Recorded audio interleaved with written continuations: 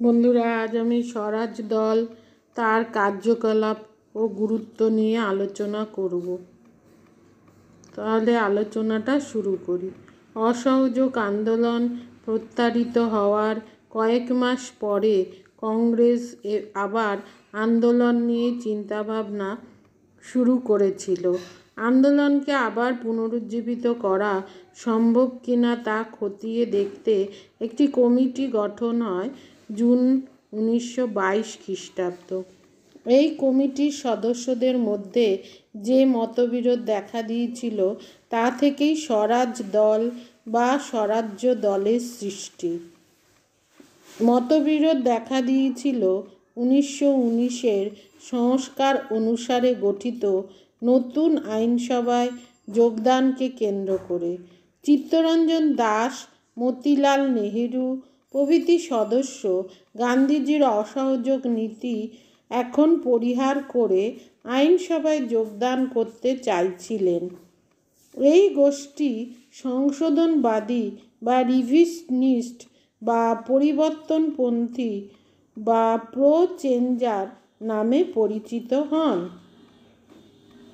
আর রাজা গোপালাচারী, আনসারি প্রমুখ, যারা গান্ধীজির অসহযোগকে আঁকড়ে থেকে আইনসভা বর্জনের পক্ষপাতী ছিলেন, তারা পুরাতনপন্থী বা নো চেঞ্জার বা নির্বাচন বিরোধী নামে অভিহিত হন।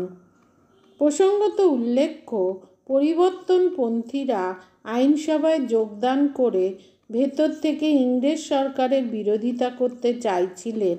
অপরপক্ষে পুরাতনপন্থীরা গান্ধীজির নির্দেশ মেনে হিন্দু মুসলিম ঐক্য জোরদার করা, অস্পৃশ্যতা দূরীকরণ, খাদির প্রসার প্রভৃতি গঠনমূলক কাজে আত্মনিয়োগ করবার পক্ষপাতী ছিলেন।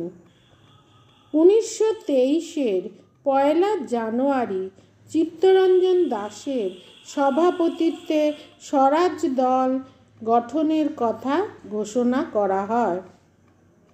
খিলাফতিদের সমর্থন লাভের আশায় প্রথমে দলের নাম রাখা হয়েছিল কংগ্রেস খিলাফত স্বরাজ দল।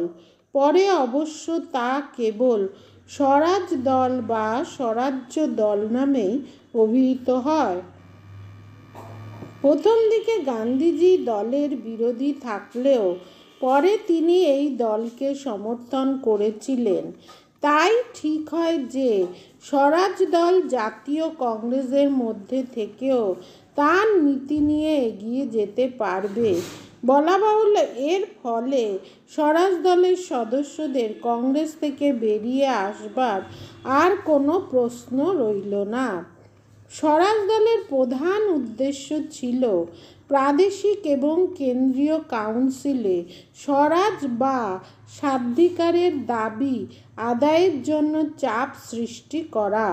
ইংরেজ সরকার এই দাবি মানতে অস্বীকৃত হলে সর্বতোভাবে সরকারি কাজকর্মে বাধা সৃষ্টি করা প্রকল্প নেওয়া হয়।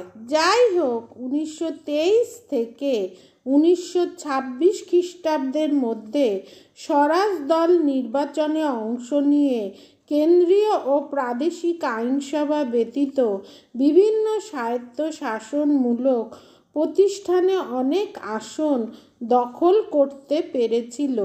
কলকাতা কর্পোরেশনের মতো বৃহত্তম স্বায়ত্তশাসন প্রতিষ্ঠানও সম্পূর্ণভাবে স্বরাজ দল দখল করেছিল 1924 খ্রিস্টাব্দে।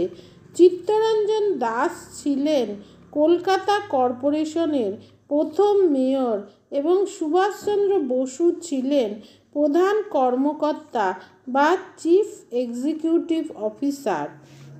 স্বরাজ দলের অভূতপূর্ব সাফল্যে ইংরেজ সরকার প্রমাদ গুনেছিল।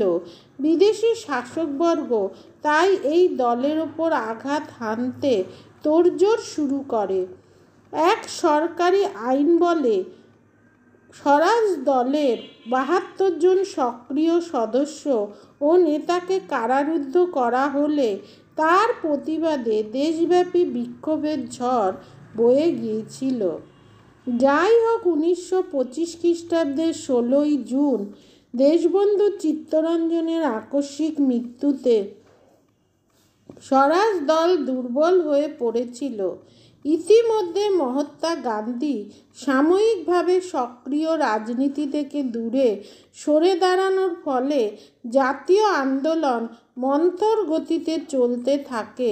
সঙ্গে সঙ্গে সাম্প্রদায়িক দাঙ্গা হাঙ্গামা ছড়িয়ে পড়েছিল এবং সন্ত্রাসবাদের পুনরাবির্ভাব ঘটেছিল। স্বরাজ দলের গুরুত্ব সম্পর্কে আলোচনা সূত্রে বলা যেতে পারে যে এই দলের সদস্যবৃন্দ আইনসভায় ইংরেজ সরকারের কার্যকলাপের তীব্র সমালোচনা করে 1919 খ্রিস্টাব্দের সংস্কারকে কার্যত বানচাল করে দিয়েছিলেন।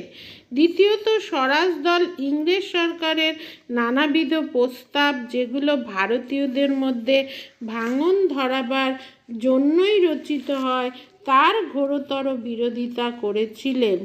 এর ফলে স্বরাজ দলের উদ্দেশ্য সিদ্ধ হয়েছিল, ভেতর থেকে ইংরেজদের নাকাল করা সম্ভব হয়েছিল।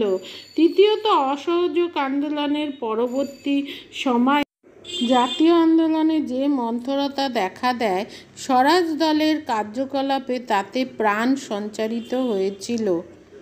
পরবর্তীতে আমরা বলতে পারি যে অহিংস অসহযোগ আন্দোলনের পরবর্তী দিনগুলোতে ভারতবর্ষে সাম্প্রদায়িক সম্প্রীতির চরম অবনতি ঘটেছিল, আর তাতে ইন্ধন জুগিয়েছিল মুসলিম লীগ ও হিন্দু মহাসভার মতো গোঁড়াপন্থী দলগুলো। 1925 থেকে 1927 মধ্যে কলকাতা, দিল্লি, কানপুর, এলাহাবাদ প্রভৃতি অঞ্চলে সাম্প্রদায়িক দাঙ্গায় হাজার হাজার মানুষের প্রাণনাশ হয়েছিল। ইতিমধ্যে জেল থেকে মুক্তি পেয়ে গান্ধীজি সাম্প্রদায়িকতার বিরুদ্ধে অনশন শুরু করেছিলেন। সাম্প্রদায়িক বিভেদের পাশাপাশি রাজনৈতিক অনৈক্য জাতীয় আন্দোলনকে দুর্বল করে দিয়েছিল। গান্ধীজি ও তার অনুগামীরা যে আদর্শ ও কর্মপন্থায় আস্থাশীল ছিলেন, মতিলাল নেহেরু, কেলকার প্রমুখ স্বরাজবাদীরা তাতে আস্থা রাখতে পারেননি। আবার স্বরাজবাদীদের মধ্যেও সেই সময় কোনো কোনো বিষয়ে মতানৈক্য দেখা দিয়েছিল। মদনমোহন মালব্য, কেলকার প্রভৃতি মতিলালের বিরুদ্ধে হিন্দু বিরোধী কাজকর্মের অভিযোগ তোলেন এবং তার প্রতিবাদে এরা হিন্দু সম্প্রদায়ের স্বার্থে ইংরেজ সরকারকে সহযোগিতার আশ্বাস দিয়েছিলেন। এই গোষ্ঠীর নেতারা প্রতিবেদনশীল বলে অভিহিত হতেন।